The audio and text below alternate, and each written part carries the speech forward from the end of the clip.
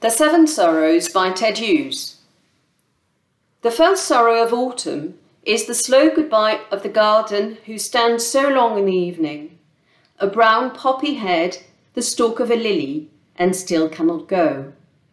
The second sorrow is the empty feet of the pheasant who hangs from a hook with his brothers. The woodland of gold is folded in feathers with its head in a bag. And the third sorrow is the slow goodbye of the sun who's gathered the birds and who gathers the minutes of evening, the golden and holy ground of the picture. The fourth sorrow is the pond gone black, ruined and sunken the city of water, the beetle's palace, the catacombs of the dragonfly. And the fifth sorrow is the slow goodbye of the woodland that quietly breaks up its camp.